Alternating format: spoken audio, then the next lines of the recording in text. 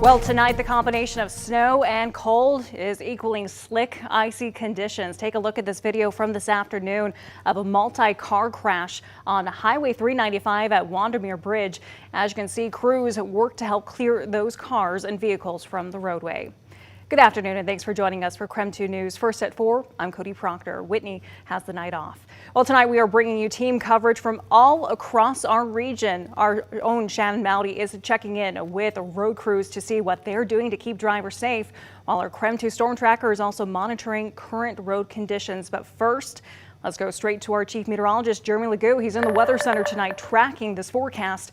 And Jeremy, what can you share with us? Well, Cody, we are headed into the thick of it. Seriously, in the next couple of hours, we head into what is going to be likely the coldest temperatures of the entire year and likely the coldest temperatures we have seen in more than a decade. Right now, wind chill warnings remain in effect, and that's for feels like temperatures of 20 to 30 degrees below zero. Those remain in effect through noon tomorrow across the region.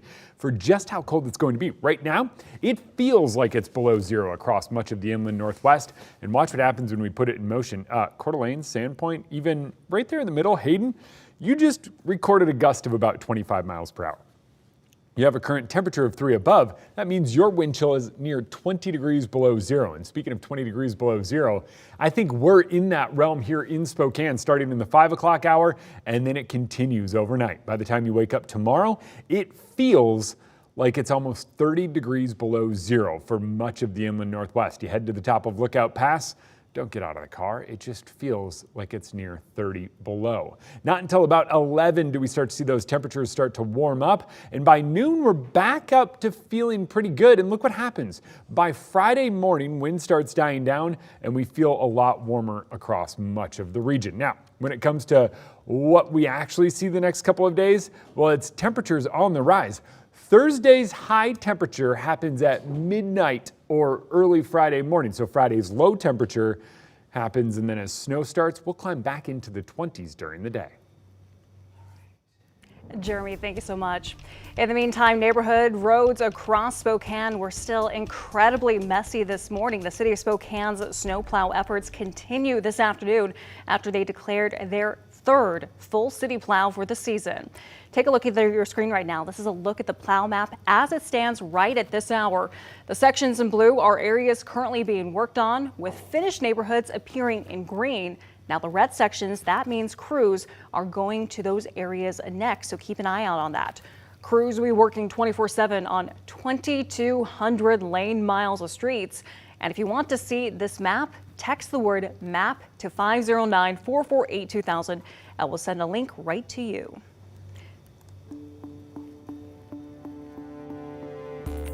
And in the meantime, Washington State Department of Transportation crews are preparing to work through the holiday to keep the streets safe for you. But with these incredibly frigid temperatures that we are expected to see, they've had to change some things up.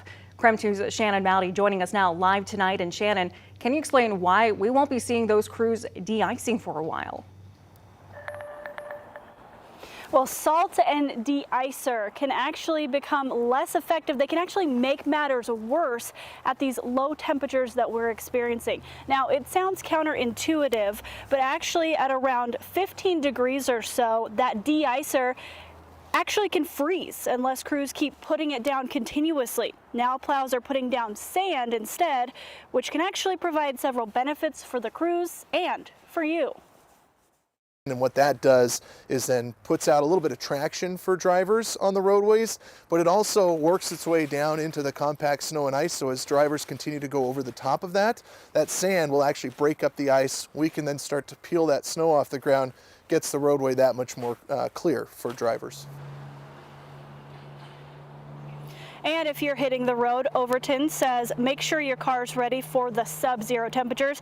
That includes having a full tank of gas in the event that you do get stuck somewhere. And he also recommends that you have an emergency kit and carry chains with you, even if you're driving just outside the city limits. That'll help you out if you do need them. Live in Spokane, Shannon Mowdy, KREM 2 News. Shannon, thank you so much. And as we continue our coverage of this winter storm tonight, Washington State's mountain passes are also expected to get slammed with heavy snow this week. Right now, as we take a look at Snoqualmie Pass, in their latest update, according to the Washington State Department of Transportation, traction tires are being advised on Snoqualmie Pass at this hour. Oversized vehicles are prohibited. They have been seeing compact snow and ice on the roadway. They are warning travelers to expect longer travel times. And last night, the pass even closed due to multiple spinouts and poor weather conditions. And tonight, WSDOT is reminding drivers to follow those traction requirements when traveling over Snoqualmie Pass. Check out your screen. These are actually photos from crashes over the pass that WSDOT says were caused by drivers ignoring those traction requirements. Also tonight, as we take a look, Stevens Pass is back open again in both directions, but right now chains are required on all vehicles except all-wheel drive. Oversized vehicles are prohibited. Meanwhile, for I-90 at Lookout Pass, that is now back open after being closed earlier today. The Idaho Department of Transportation is reporting snow and slick pavement in that area. And of course, because of all this weather, there is an impending travel nightmare for those trying to make it home for the holidays. Record cold temperatures are on the way, followed by blizzard-like conditions later in the week across the country. Tomorrow is actually supposed to be the busiest travel day of the holiday season, with more than 47,000 flights scheduled here in the United States. Already, airlines are issuing waivers and travel alerts ahead of the expected delays and cancellations. In fact, the storm system's already causing delays and cancellations at SeaTac Airport. So far tonight, Spokane has only had a handful of delays.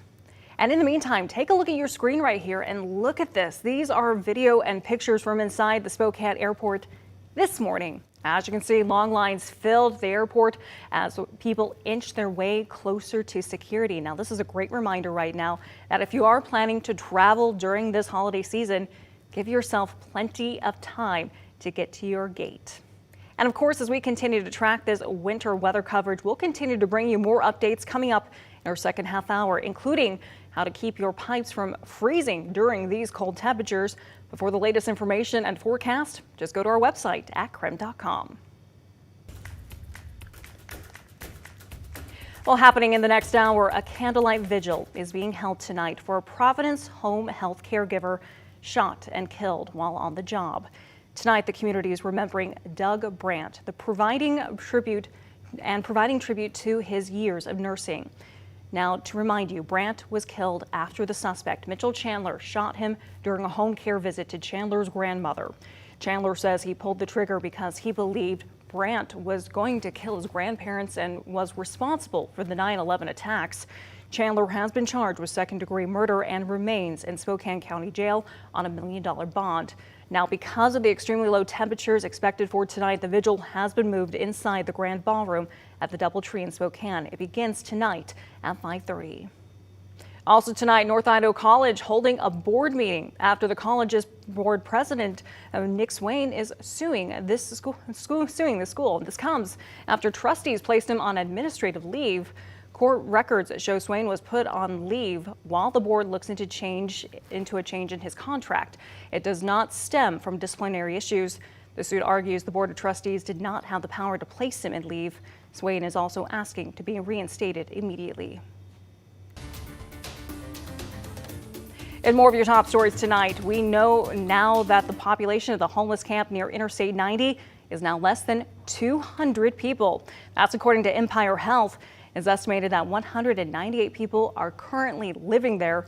Empire Health also shared that WSDOT crews have worked to remove over 36,000 pounds of debris and trash from the homeless camp since December 12th. This is also coming as 26 people have moved into the new Catalyst housing facility. The Catalyst project aims to transition people into permanent housing. More updates tonight out of Moscow. A white Hyundai Elantra found abandoned in Oregon is not believed to have any connection to the case. This comes after an initial report that the car had been found in Eugene under suspicious circumstances. We've now since learned from Moscow PD that the car found is registered out of Colorado, and this means the search continues for the original Elantra police say was spotted near the crime scene that night. And investigators are still requesting tips. That tip line is right there on your screen. Take a look at it. The number is 208 883-7180. You can also email them at the email on your screen.